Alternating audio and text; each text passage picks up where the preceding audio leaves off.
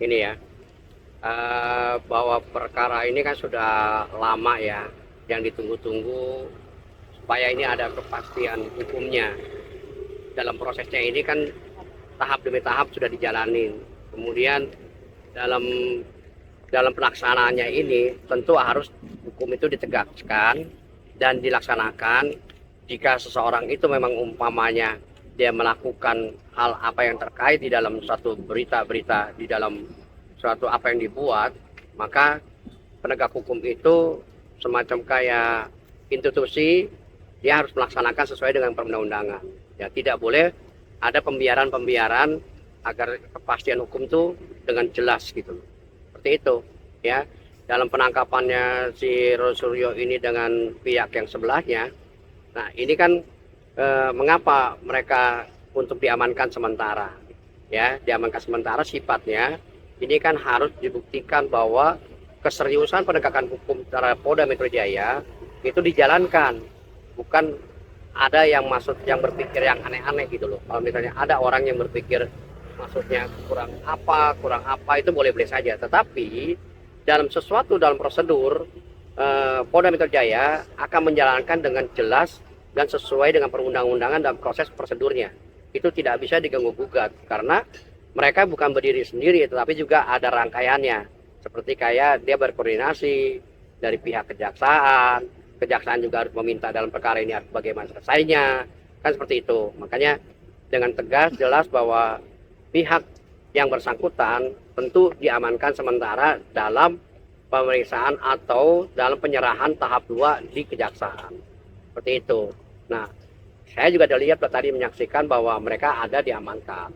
Nah, diamankan ini artinya ya suka tidak suka ya tetap prinsipnya harus dipenuhi secara jelas ya, secara prosedur hukum dan tidak ada yang dilanggar oleh Polda Metro Jaya. Tidak ada itu. Makanya dalam proses hukum ini sesuai dengan keutuhan, sesuai dengan perundang-undangan yang ada. Seperti itu. Nah bang, tadi bang kan katakan ada kata apa? Ada isu kan bahwa dia belum mendapatkan surat gitu bang, atau ditangkap gitu kan.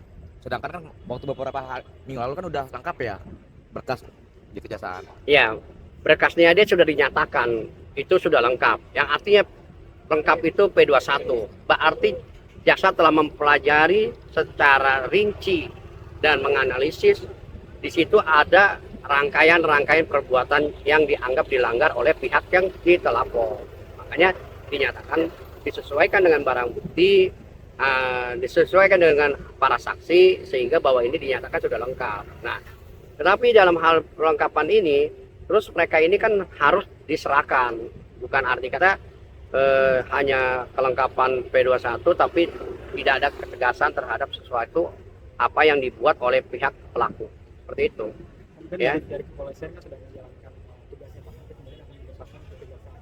Jadi prosesnya akan seperti apa Pak ke depannya setelah dilimpahkan ke kejaksaan? Setelah pelimpahan ini, maka dengan tenggang waktu yang telah ditentukan oleh perundang-undangan dengan sesuai ya, maka harus menjalankan proses persidangan.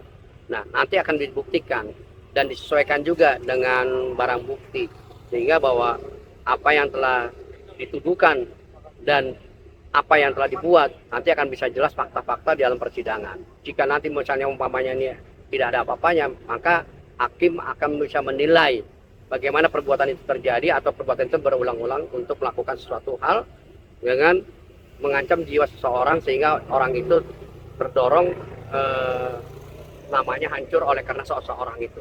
Nah, sedangkan kita ini hidup punya hak, ya, punya hak dilindungi juga dengan undang-undang kehidupan kita seperti itu. Kayak kalau misalnya ada orang misalnya dikatakan bahwa dia itu tidak ditegaskan atau tidak disesuaikan dengan prosedur, ya dia buktikan saja nantinya. Kan juga ada aturannya. Kan nggak mungkin juga Polda Metro Jaya ini dengan sewenang-wenang untuk melakukan hal apa yang dia tuduhkan seperti itu. Kan ada menempuh jalur hukum sendiri masing-masing dan punya hak juga mereka. Apakah dia mengundang ahli, apakah dia melakukan sesuatu, atau dia memang menyadari bahwa apa yang telah dilakukan seperti apa. Nah, seperti itulah perbuatan-perbuatan itu nanti akan timbul fakta-fakta dalam persidangan yang akan datang. Nah bang, biasanya berapa hari bang kalau untuk ditahan di sini bang? Biasanya? Begini, jaksa menahan itu sambil menunggu dalam tenggang waktu kurang lebih sekitar 40 hari atau 30 hari. Lalu berkasnya akan disusun, dilimpahkan ke pengadilan. Pengadilan yang menentukan nanti jika jadwalnya tertentu, maka dipersidangkan sesuai dengan aturan. Rasulullah akan melakukan penangguhan. Ya.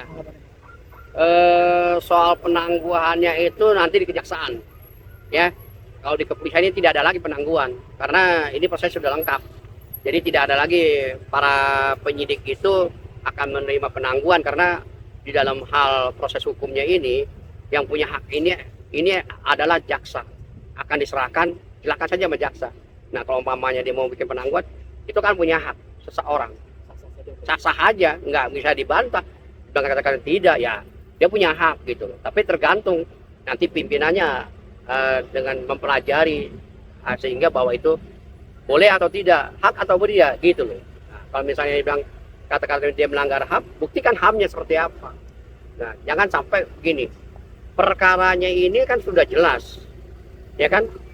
Lalu jangan memutarbalikkan kemana-mana sehingga ini nggak fokus gitu loh. Yang saya dengar itu kan si A begini, si B begini, ini nggak bisa. Ini harus tegak lurus sesuai prosedur dan harus dibuktikan kenyataan apa yang telah dilakukan oleh dia. Seperti itu. Bang, ini kan kita waktu di awal kan ada 2 klaster ya. Pertama klaster di bagiannya Bang Egy Sujana. Itu kan sudah beres ya. Dan dia kedua kan ada banyak, kalau nggak salah 5 kalau pada itu 5. Risma sudah katakan udah lepas lah gitu kebasirannya. Nah, ini kan baru 2 nih, Bang, yang terciduk katakanlah. Resure dan Dr. Filipa. Lantas bagaimana dengan yang lainnya, Bang? Begini, ini kan akan diserahkan bertahap, tidak diserahkan pada saat bagaimana permintaan jaksa. Dan tergantung pada permintaan jaksa, bagaimana orang-orang yang di dalam BAP itu apakah sekaligus atau keinginan jaksa maunya seperti apa. Ini kan tergantung permintaan. Kalau misalnya sudah selesai, mungkin ada prosedur yang lain dan yang lain juga harus juga diselesaikan. Jika misalnya umpamanya yang lain itu sudah Restoratif Justice ya, kan ada RJ ya, disetujui segala macam. Ya kalau misalnya itu sudah selesai ya mungkin tidak bisa juga di dalam penyerahan karena secara hukum yang tertinggi adalah orang yang berbuat mengakui kesalahannya dan dia telah berbuat perdamaian itu. Nah, jangan sampai perdamaian itu menjadi dianggap wah karena gengsi, karena apa? Karena perdamaian itu indah dan aman juga pada dirinya sendiri. Oke? Yuk.